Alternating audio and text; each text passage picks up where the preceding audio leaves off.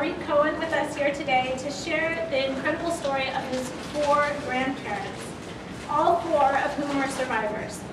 Arik is part of a new generation of speakers as he's the grandchild of survivors and is telling the experience of continuing generations, of the generations that come after the survivors.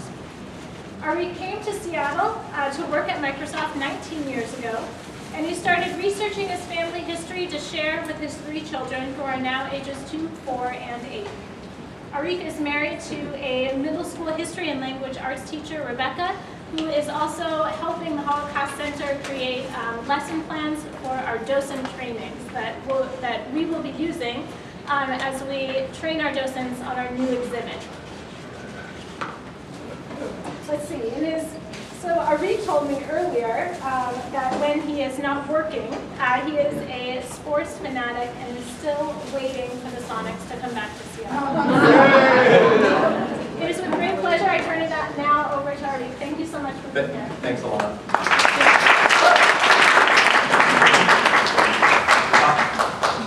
So my name is Arik Cohen. I am here to tell you the story of my family and the story of kind of how I guess I got to be around and be able to share that story here.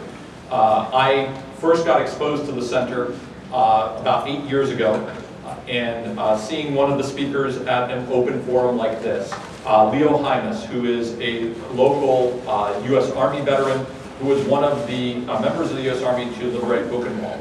It hit me particularly close to home because, as we'll go through the story, one of the people he liberated was my grandfather. So since then, I've been kind of tangentially involved with the center. But when I was recently on paternity leave, as my wife will say, I always need a project when I'm on one of those things and around the home. So I started doing a lot of digging and a lot of research. And I'm here to share with you kind of the story behind my grandparents. As Ilana mentioned, I'm at Microsoft. I'm frankly a geek. So I look at things from a mathematical background. So I was looking at what were the odds that I actually am here today, and what were the odds that all 4 grandparents survived with their stories. So we'll start out with a little bit with how many people here are left-handed, right? So what are the odds you think that you're left-handed? So I saw about what, 5, 6? Yeah, we've got about 60 people here. Anybody want to guess what the odds are that you're left-handed? 5%. Nope. We actually landed the percentages perfectly here. We're 1 in 10. So 1 in 10 people are left-handed. For those of you who are a little bit worried about this, what do you think are the odds that you got audited are going to get audited by the IRS? It's going down because we're getting less auditors, but this is from 2012. Guess on how often? 1 in 1,000. 1 in 1,000? 1 in 104. Okay. So obviously, if you do all the right things, you'll have less worries there. What are the odds that one of you somebody becomes president of the United States? 0. I believe we're going to do an election regardless. Who wants the job? Yeah, fair enough. Of the people who don't want the job, who are going to get it, about 1 in 10 million. So the odds to get to be president of the United States. What are the odds of winning the Mega Millions so that you don't actually have to come to talks like this? You can just go donate your money every which way you want. 1 in 176 million. Close, but you're playing the odds incorrectly if you thought it was like that. So it's 1 in nearly just over a quarter billion. So what are the odds that all 4 of my grandparents survived the Holocaust? Let's just say I've won my lottery ticket and I'm not playing the lottery anymore. And let's get into the story and I'll give you the odds at the end. So I'll start off by introducing my grandparents. On the left here are my maternal grandparents. They were from Lithuania. So Arya, I'm named after him. He passed away before I was born. He was a lumber mill owner. Before that, he was working as a forest ranger in a small town. You'll see a couple different names here. So you see Sakony, that's the name in Lithuanian. All the names and all the stories I heard were the Yiddish names. So Yiddish being the language that was the Jewish people spoke, an amalgamation of Polish, German, Russian, Lithuanian, kind of merging all that together. I always heard that he was from Shukian. So as I was doing the research, even just tying what the name of the Lithuanian town versus the Yiddish town was always an interesting challenge. He worked there. He was actually, there were about about 500 Jews in 1941 in Shukyan. There are 0 today. Okay. So Lithuania is kind of where he came from. He had a couple older sisters. His father had passed away actually beforehand. That's how he took over the lumber mill. His mother was alive. He had nieces and nephews. Out of his entire family, he's the only one that survived the Holocaust. My grandmother, Masha, she was the most highly educated out of all of them. She was a teacher. She actually finished kind of the primary school. She was orphaned when she was like 10 or 11 years old. Her father passed away actually before she was born. She was the youngest, so she had 2 older sisters and an older brother. One older sister moved to Siberia before the war. One older sister moved to Israel and Palestine at the time before the war. Her brother, we have no idea what happened to. She actually ended up going to a yeshiva, Telshi Yeshiva, one of the first women's colleges, women's teacher colleges in Lithuania. And so she brings kind of a great experience for me and my family among teachers. She was a teacher. My mom was a teacher for 40 some odd years. My wife is a teacher. I've been taught to a lot and still need to learn a bunch. On the other side, my grandparents are from Romania or Hungary, depending on when they were born or that. It's an area called Transylvania. My grandfather, Emil, my brother who's here is named after him. He was a wine salesman. So his uncle ran the town bar. Suplak, you've heard of one stoplight towns? This one didn't have a stoplight, right? I mean, you can went there about 4 years ago to kind of do a roots trip with my father, and I can say the closest thing to it is pretty much where Count Dracula was born. It's about 20 miles away. There's really nothing in that town. We'll go through that a little bit.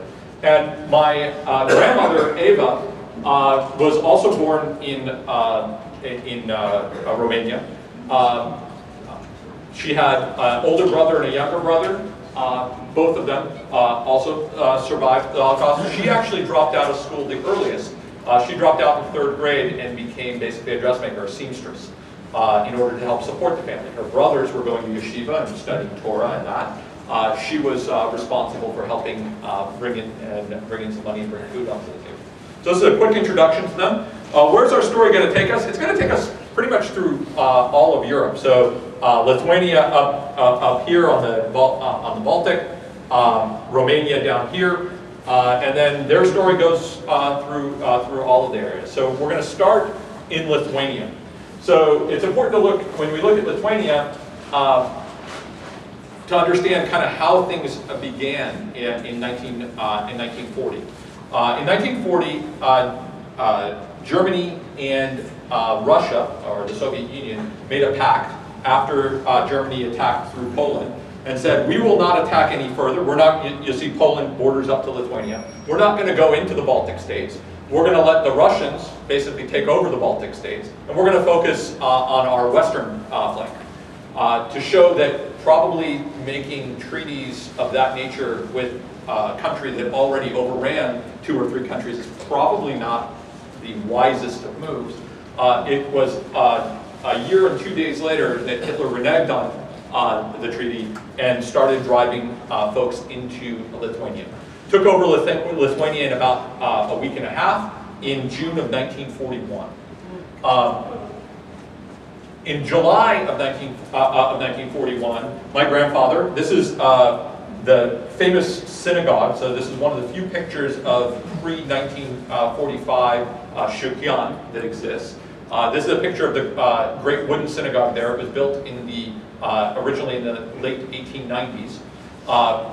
Given the fact that my grandfather's family was running the lumber mill in the town and that, high likelihood that they did a lot of work in that in order to kind of produce for there.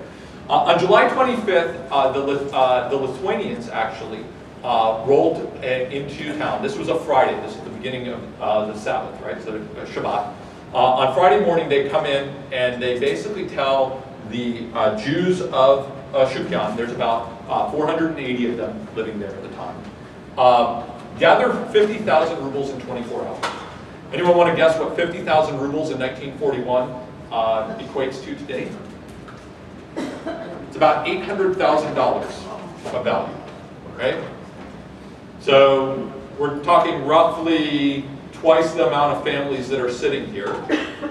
Go home, you have 24 hours, oh, by the way, this is the Sabbath, you're not supposed to be working, you're not supposed to, right, this and that. Come up with 800,000 bucks.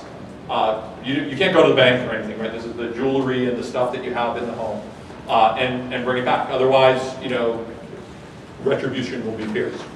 My grandfather was part of kind of the council, some of the kind of the town elders or the important, influential Jewish kind of businessmen there. They went to the local Catholic priest in the town and said, so what should we do? What's going on? He goes, well, we've heard that a lot of stuff's going on in the woods, but this is, I mean, you should pay. I mean, this is retribution for what the Jews did to Jesus. They went back, they scrounged up, and they were able to come up with 50,000 rubles. They gave it the next day, so this is on Saturday, on the 26th. On the 27th, on Sunday morning, there's a knock on everybody's door at 5 a.m. And again, this is not the Germans doing this is the local Lithuanians doing this. They're there with guns saying, gather your belongings and go to the synagogue. So they get all rounded up about 10 o'clock in the morning. They get all of their stuff taken away. And they get marched out to a farm about 3 kilometers outside of Shukyan. So at this point, there's about 500 people there. They pull out all the children, all the mothers, some of the other adult women, and they pull out 4 men. One, my grandfather. Why? My grandfather, one of the people he went to go talk to was the local ranger, the guy who took over as kind of the forest ranger after him.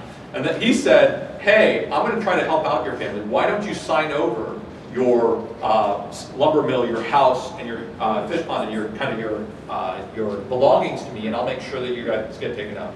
My mom says that I have inherited a few different things from my grandfather. One of them is stubbornness, and just like that, he decided not to sign over that paperwork. But this guy still held out hope that he would, so he pulled him out. Who else got pulled out? The tanner that was doing stuff for the local police chief for the Lithuanians. A guy who was doing construction for the local Lithuanians. Basically people that they needed something from. So there were 4 adult men over the age of 17, that were pulled out of that group. So now there's 120-ish people that get locked in the house. They had gotten stripped down, they have no clothes, they're locked in the house. Everybody else was locked in the barn.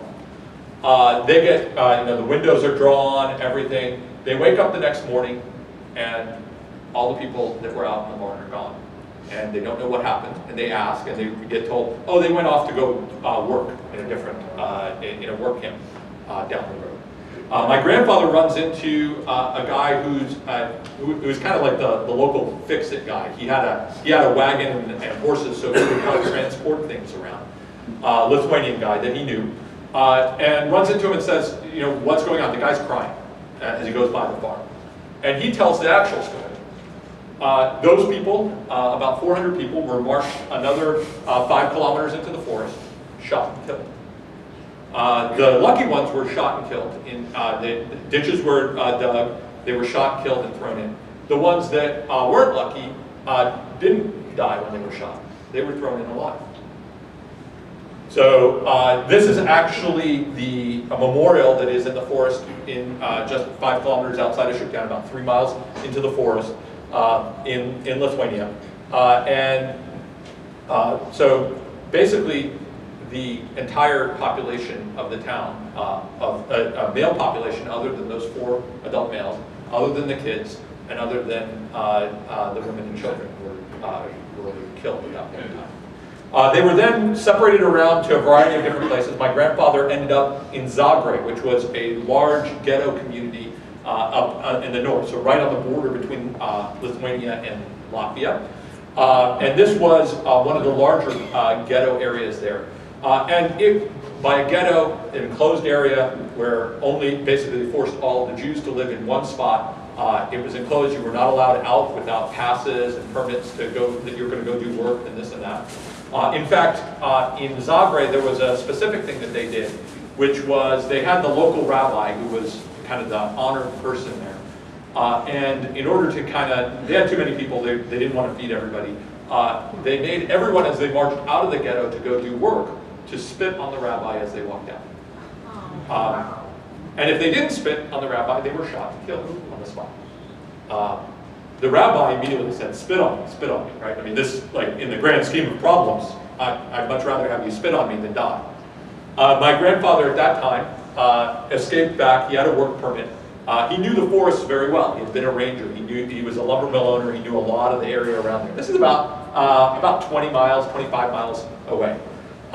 So he escaped back into the forest and went around kind of the farmers and that around Shukyan, went back to the town. There were about 15 of them that escaped that way. They basically gathered from local Lithuanians that they knew. Now, the Lithuanians had a history of being even worse than the Germans as far as some of the atrocities that they committed. But the ones that they had a personal relationship with were willing to help, right? So there were farmers that gave food packages, that they were sending the food back to Zagreb, getting additional food to the people in the ghettos, to the people that were trying to survive. In October, there was an effort. Hey, the local Catholic priest said, hey, we're being told to kind of, like people are getting hunted around, right? So if there's Jews hiding in the forest, that's not going to be good. So they tried to do, and this is actually the church in Shukyan.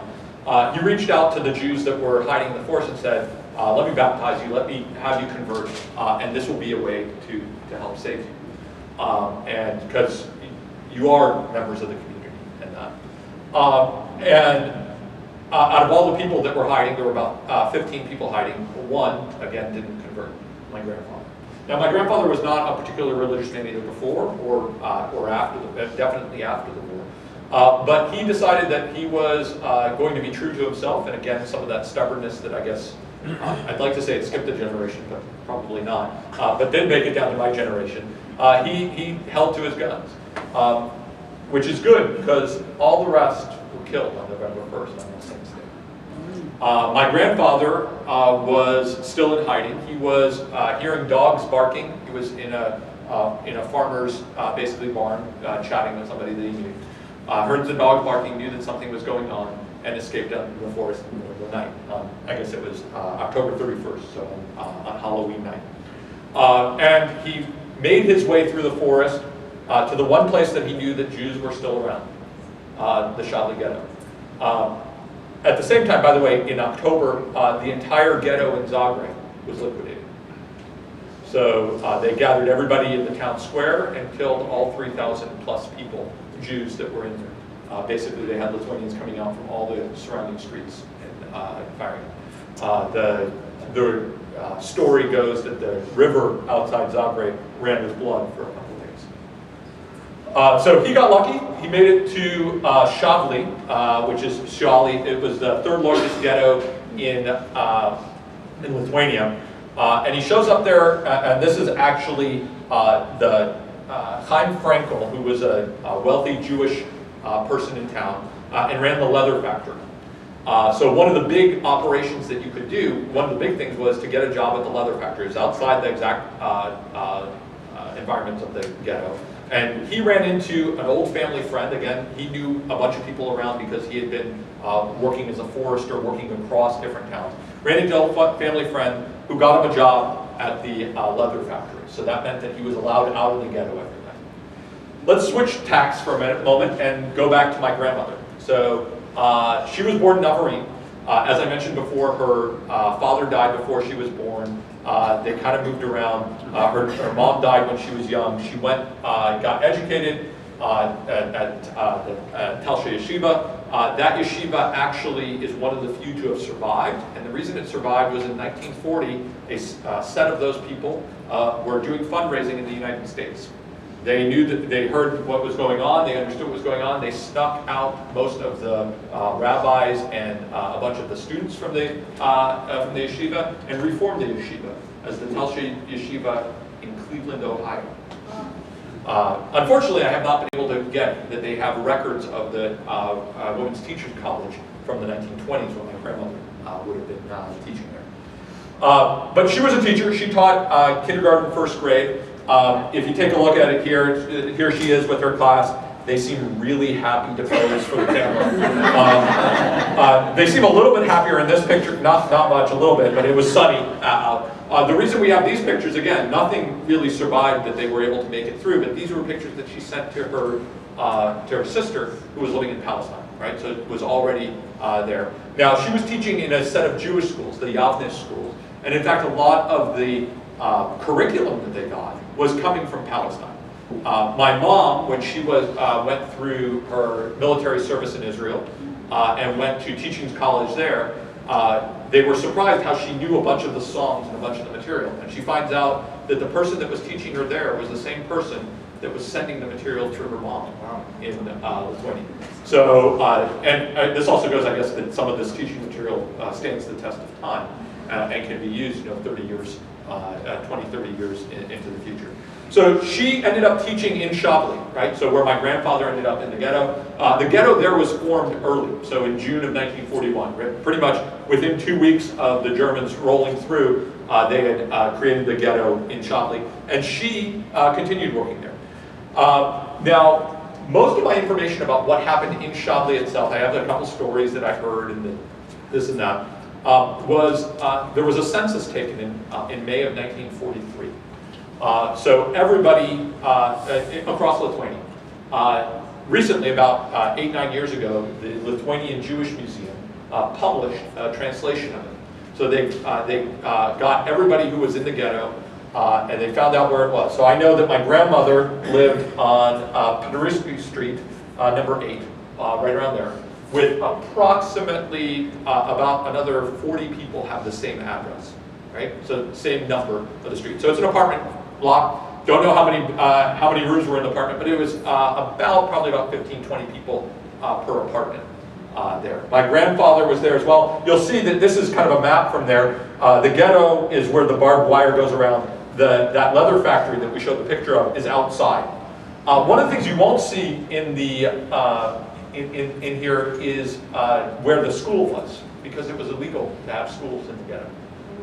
So I'll talk a little bit about how schools worked in the ghetto. And actually the person who was kind of the superintendent of education, if you will, in the Shavli ghetto was one of the people to survive. And he wrote that those students were some of the best students that he ever had. But they were extremely motivated. They were kind of hidden and taken from room to room, right? So the class was in a room. And how do you make it so that the Germans and Lithuanians don't think class is going on? Have the kids go there naked, right? They don't have a whole lot of clothes anyway. So they'll have, 30 kids in a room naked for class. And they're all paying attention. We worry about short skirts or or a bad tank top causing everybody to lose attention in school today. This is a picture that was taken of kids in the ghetto by one of the German soldiers that was there. I don't know that any of these were students of my grandmother. Odds are high. And again, that leather factory where my grandfather worked. Officially, according to the records in the census, my grandmother also had a job at the leather factory, even though the family stories and that we know of are that she was actually a teacher while she was there. What was life like in there? It was extremely crowded. In fact, there was about 16 square feet of living space per person. So it's about, what, 4 feet? 4 feet? That's your private area. It was extremely crowded. There were constant actions that happened, like there was overcrowding. They would run some people through and pick 50 people to kill. They called them actions. Never really knew what exactly was going to happen. There was also extreme lack of food. In fact, my grandmother would tell the story that she would dream about the peel of a potato. She couldn't dream about the potato. That would be asking for too much. But maybe if she got just a little bit of a peel of a potato. So what were the rations like? So this is what they got for a week's worth of food. So They got 700 grams of black bread. So this is the closest I can come to Lithuanian rye. This is 500 grams, so it would be about up to here, right? This is a week's worth of bread, a week's worth of flour, a week's worth of beans, and you get a quarter pound of horse meat. Now, I'm not making any statements about McDonald's here, but just this is the amount of meat that you get, right? So roughly this. A week, per person. So that, I saw the lunches you guys came in with, and I know the lunch I'm planning on having afterwards. I might come close to eating all of that at lunch. So there was extreme hunger. So there was, one of the things that people would do would try to smuggle the food in. If they got caught smuggling extra flour, extra food, they were killed. So it was extremely harsh conditions there. And in fact, the conditions came to a final close. Now, they kind of knew, had rumblings of what was going on. So they had heard rumblings that on November 5th, 1943, it was really going to get, something really bad was going to happen. And in fact, the kind of word went out, anybody who has a permit that can get out as soon as they open the gates, right? We don't want, we want to try to do the best that we can there. Now at this point, my grandmother has been in the ghetto for 2.5 years. My grandfather is just over 2 years living in the ghetto. With this as their food supply, right? Doing hard labor in that. So my grandfather escapes out into the forest with that family friend. The family friend is a man named Kalman Lurie. And his description of what happened there is, if there's a hell on earth, this was it. Now, Kalman and my grandfather were very good friends. With my grandmother as well. They basically escaped out into the forest. My grandfather and Kalman, and they looked back. And what happened that day? Well, they drove in pickup trucks, and they grabbed 579 children, 19 elderly, and 26 handicapped, and forcibly removed them from the homes. By forcibly removed, I mean if they were hanging on, club them until they let go. It's a little too much work to go through all the different floors of the building. So if you're on the 3rd floor and I got the kid, throw them out the window into the truck. It's basically tear them from their parents' hands, tear them from their teachers' hands. My grandmother was a teacher. She had kids ripped from her to be taken. All these people, along with 2 adults that decided to go along with them, were put on trains and taken to Auschwitz and killed. That, by the way, is the last time my grandmother was a teacher. She couldn't be around a group of kids after that.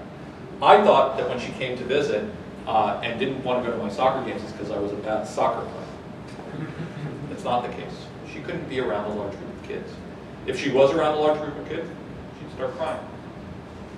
I asked my mom, so how did she come to like school events, right? How'd she come to like parent night at school? She goes, well, she'd come sit in the corner and cry. That's the type of scar that being in that type of situation, having kids ripped from you, will place on you.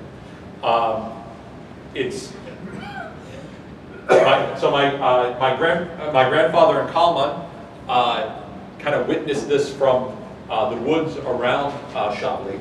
And broke in later that month and got my grandmother out, snuck her out. She was officially working at the leather factory, so she was able to get out. And they spent the next 8 months or so living in the forest. Whether that be in some person's pigsty, because it was a farmer that my grandfather knew. This is where my grandfather's knowledge as a ranger and knowing a bunch of the people in the farmers and the people in the woods really is the reason that they were survived. But they were constantly, on edge, waiting to see what would happen.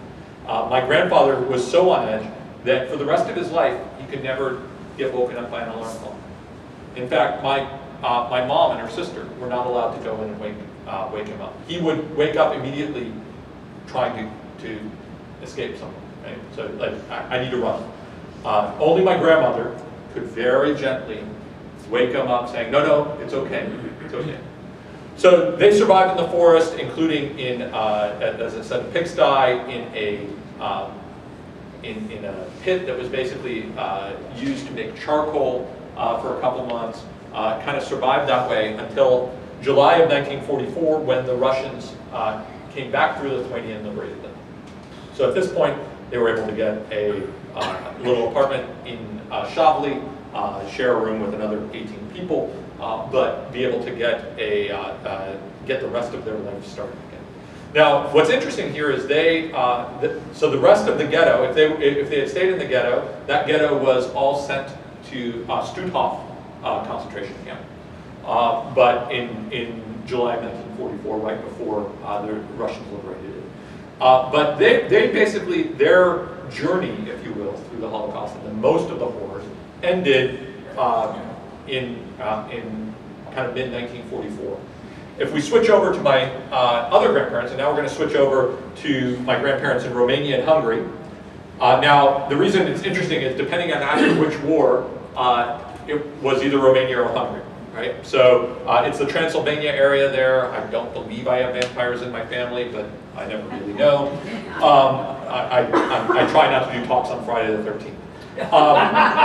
But so that area was actually among the last areas hit with kind of the full bore of the Nazi persecution. So let's switch over and talk about Emil, my grandfather. This is him and his two older sisters. He was a cute kid. I think got bossed around by his sisters quite a bit. My great-grandfather is sitting here, has a medal on. He was a distinguished kind of cavalry person for the Austro-Hungarian Empire in World War I. So he had, they were upstanding kind of members of society and that. And so he grew up in Suplak. This is actually the house my grandfather grew up in. This picture is taken about 4 years ago when I went with my father and did kind of a route trip. The front of the house when he was growing up was the kind of town bar. Now, as I mentioned, this is a town where there is no stop sign. You go through, it's subsistence farming on either side. 4 years ago, there's still no running water there, right? There's electricity, 5 bars of wireless connectivity. So like you see a shepherd driving, not to text and drive. Text and driving your cart is actually just as bad. Okay, so but they had a nice iPhone. They were doing well with that. So he grew up in Suplak. Now he was the youngest, and subsistence farming is hard, right? There was not a lot of money in that. So he was actually sent off to school in Turgomorsk, it's about 10 miles as the crow flies, but over a couple of hills and that. In fact, he was a good-looking man. I guess he was the only one in the school that decided not to wear a tie that day. This is when he was 18 years old and at a boarding school.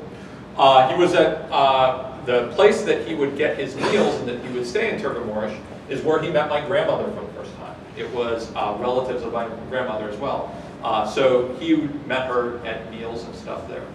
And in fact, my grandmother, she grew up she was born in Gerla.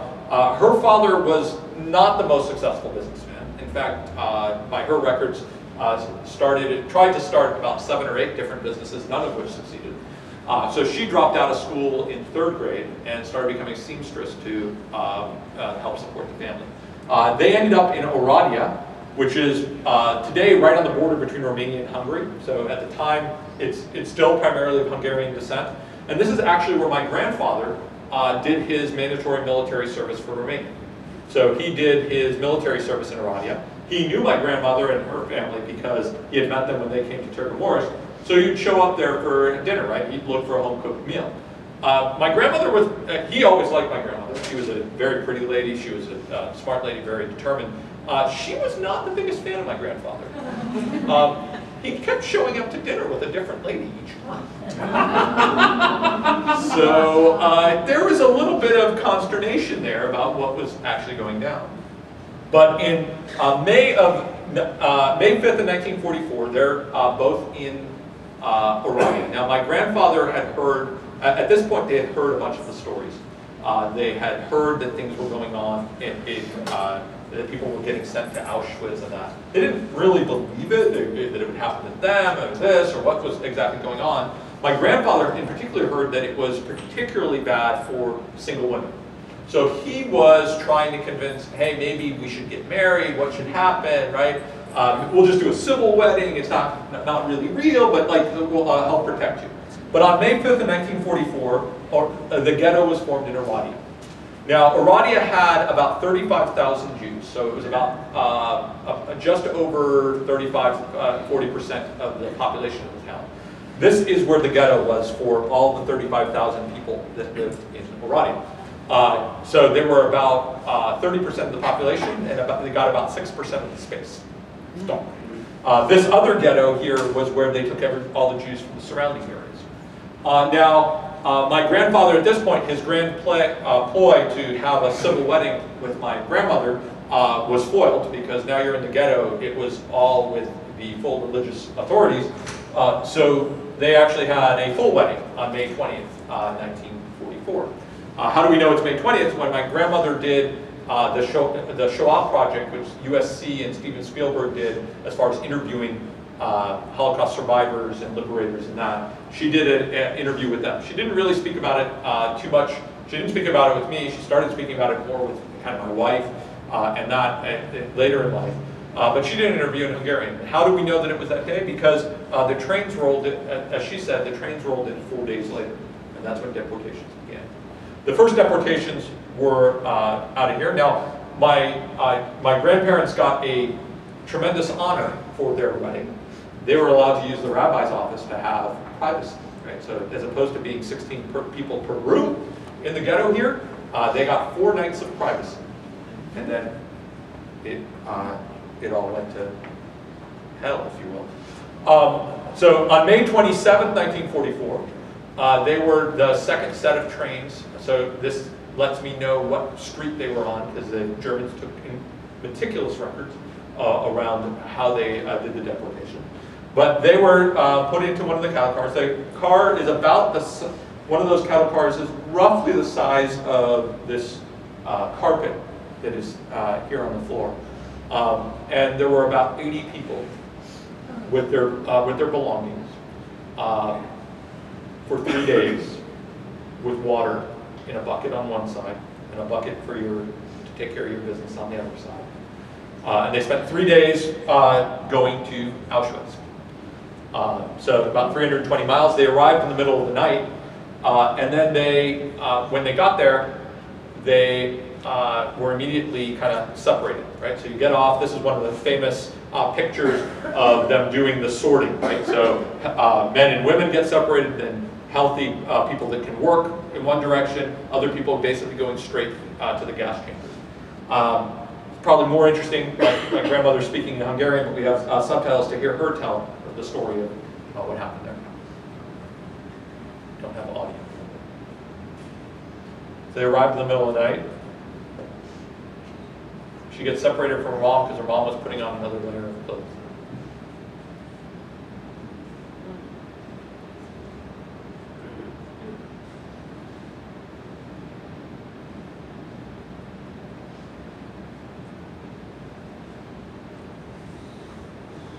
She looks around, looks for her mom, can't find her, right? She's put on another layer of clothes. She's like, I'll find her later. They didn't really need too many workers at this point. This was, June of 1944. So they let people stay together that wanted to. She would have stayed with her mom and gone into the line that went straight to the chambers. That was the last time she saw her father. That was the last time any of the elderly or the children were seen. Now, my grandmother went to the Auschwitz I labor camp. She got her head shaved, got new clothing. She got to keep her shoes. She had good shoes, so she actually claimed that is one of the reasons that she potentially was able to survive some of the further things that she had to go through. When she told the story, she said her biggest worry at this point was, they shaved off my hair. They gave me different clothes. How's my mom ever going to find me? How's she going to recognize me? She didn't realize that her mom had been sent off to the gas chamber. In fact, she asked one of the people, and one of the Polish people that were working there, was like, where did my mom or my dad go? And he pointed out to the chimneys, and she never really got what that meant for years and years and years. What were conditions like in Auschwitz? Well, there's about 10,000 inmates here. There's about 7,000 inmates. There's about 150 latrines. You get 10 minutes to do your business in the morning. So quick, you got 13 seconds per person to take care of your private business in the morning and the evening. Dawdle too long, somebody else either doesn't get a turn or you get shot. My grandmother worked in the camp there for a couple weeks, and then she got sent up to Stutthof.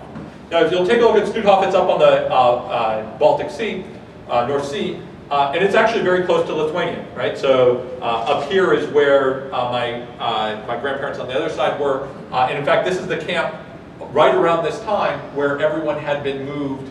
Actually, about a month previous to my grandmother arriving there is when all the people that were in the ghetto, in the Shavli ghetto, got moved there. So it was primarily Lithuanians at the time. She was moved there and immediately started doing hard labor. What does hard labor mean? It means she's building an airfield, which means she has to clear a field of rocks and boulders. And if you don't clear enough rocks, you don't get food that night.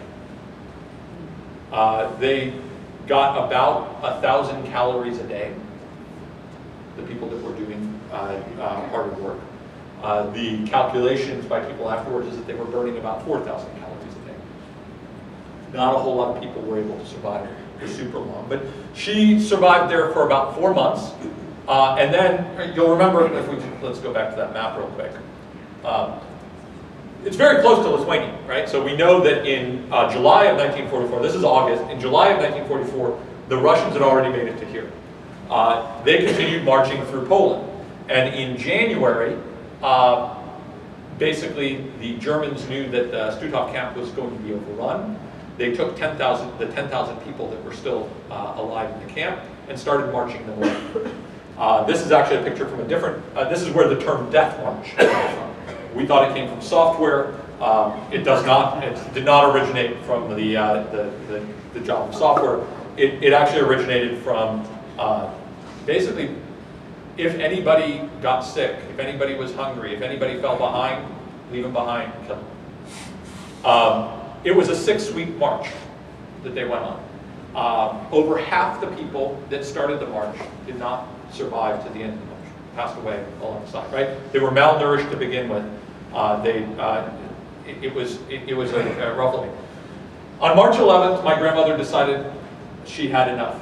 She was sick, she was malnourished.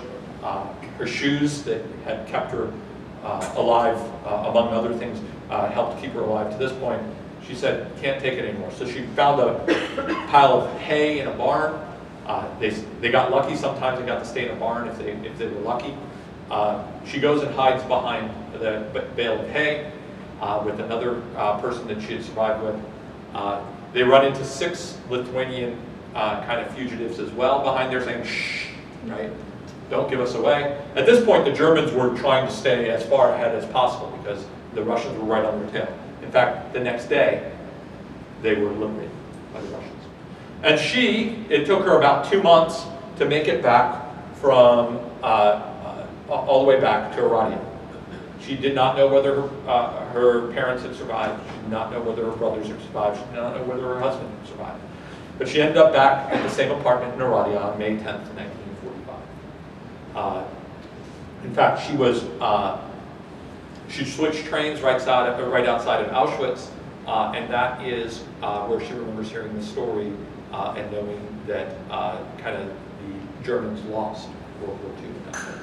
So that was like May 6th, I believe it was.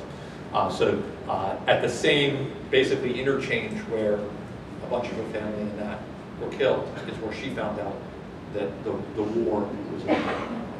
So let's switch gears to my grandfather. And it's interesting, with my grandfather, I have probably the least amount of exact knowledge of him telling the stories. Here's what I know. I know he was separated from Ava in Auschwitz. I know he was liberated from Buchenwald. He told stories to my father that he produced synthetic oil. What the heck is synthetic oil? It's a process of turning coal into oil. Producing petroleum, and that was a huge thing for the war effort. And that was one of the things that they were really trying to crack down on. And he would joke that he was actually in more danger from the Allies that were bombing him than the Germans. He figured out how to survive in the camps. He figured out how to force his brother-in-law to eat, even though the food wasn't kosher. He figured out he was a salesman. He was a survivor. He could figure out how to survive. He didn't know what to do with a 500-pound bomb falling from the sky. That's not something that he could deal with. So I did some digging and tried to figure out what happened. One of the things I came up with was actually his prisoner record from Buchenwald. Right? So this is, the Germans took the record. So we see that he was married to Eva Cohen. We see that the day that he was captured in, this is the name for Aradia in Hungarian. We see where he did his military service and where he grew up. And we see that he was processed in Auschwitz on 6/6/1944. Now, I don't know, have any of you ever read anything by Elie Wiesel, Night, or that? So he was from pretty much right in Szeged, which is right in between Gerla and Suplan. So very similar story, right? He went to, was a Hungarian, he was 16, 17 years old at the time, was sent to Auschwitz. Him and his father ended up in Buchenwald. He ended up surviving, won the Nobel Peace Prize. In fact, I found his Laser Wiesel's card. They were both processed on 6/6/1944. So processed on the same day. So I use a little bit of Elie Wiesel's story and say I know that they basically were marched to Buchenwald, 450 miles, and were working in hard labor camps. Well, what about Buchenwald? This is what's on the gates of Buchenwald. Judim das Sen translates to each what he deserves. This was on what was written on the gates of the entrance to Buchenwald. I'm not sure what anybody who got there deserved. It's impossible for me to even understand how something like that could be written on a space like that, but that kind of gives an idea for the perceptions that were being built around that. Recently, in the last 10 years or so, the top secret reports by the U.S. Army about petroleum facilities in Germany were released and were no longer that. And I was able to find a digitized copy of it, was able to find out where there were synthetic oil factories. And in fact, one of them was in Lutzendorf, which was a sub-camp. It was using a lot of labor from Buchenwald. So I don't know that my grandfather was at Lutzendorf. This was actually a picture of Lutzendorf from 1945, after it had been bombed quite a few times. But I'm guessing that that's where he worked. And in fact, I know we were able to track down exactly when the Americans and the British and that bombed there. So this is on July 7th. They had a mission against Lutzendorf, and they took pictures outside their windows as they were bombing it. Right? So odds are my grandfather's somewhere down below, trying to avoid bombs. One of the bombs didn't explode, and this is actually the memorial at Lutzendorf today. This is one of the bombs that was dropped that they have as a memorial. So I know that he was there. I know the last bombing happened, I believe it's April 7th of 1945. There were about 120 B-24 bombers involved in that. This is where this bomb came from. And why is that important? Because only 4 days later, the American Army rolled through and liberated Buchenwald. So this is the famous picture of the liberation of Buchenwald. Elie Wiesel is the gentleman circled. My grandfather was not in any of these pictures that we know of. In fact, he got a U.S. Army uniform, right? The U.S. Army gave clothing and food to all the people that liberated. And then my grandfather committed his first transgression against the American Army. He stole one of the Army officers' bikes. Sorry for anybody who knows about that. And started biking back. So he biked it down to the Danube and then all the way back. He got his bike stolen in Vienna, had to steal another bike. It's 840 miles. He made it in about a month, right? Just over 5 weeks. He arrives on May 20th, so 10 days after my grandmother arrived. 1 year to the day after they got married. And knocks on the door. My grandmother had not wanted to go to visit his side of the family in Suplak, and not because she had no knowledge, right? Didn't know what was going on. So they got reunited there. May 20th ends up being a really good day for my family. May 20th, 1944, they got married. May 20th, 1945, they got reunited. May 20th, 1946, my father was born. So that one is a particularly good day for us. So this is kind of the grand story of 4 grandparents making it through. And this, not even looking at the odds of them, having kids, the kids meeting, all ending up there, having kids, but just the odds that all 4 of my grandparents, Aryeh, Masha, Emil, and Eva, survived. Anyone want to give a new guess on what were the odds? Damn slim. It's about 1 in 963 million. Yeah, so I'm not buying lottery tickets. I'm also proving that I was a 12th man before it was cool to be a 12th man. The colors were a little bit off, but my dad was going to Ohio State, and that's the way it worked. So this is Masha, Eva, and Emil when I was about 13 months old, and kind of a picture of me with the 3 grandparents that had survived. So I know one of the questions I always get is, why do you do this? Why do you start doing a discussion? Why do I go out and speak? I started this as a research project for my family, and one of the quotes that I saw from Elie Wiesel actually hit home. One of the things he said is, for the survivor who chooses to testify, it's clear. It's duty to bear witness for the dead and for the living. To forget would not only be dangerous, but offensive. To forget the dead would be akin to killing them a second time. Thank you.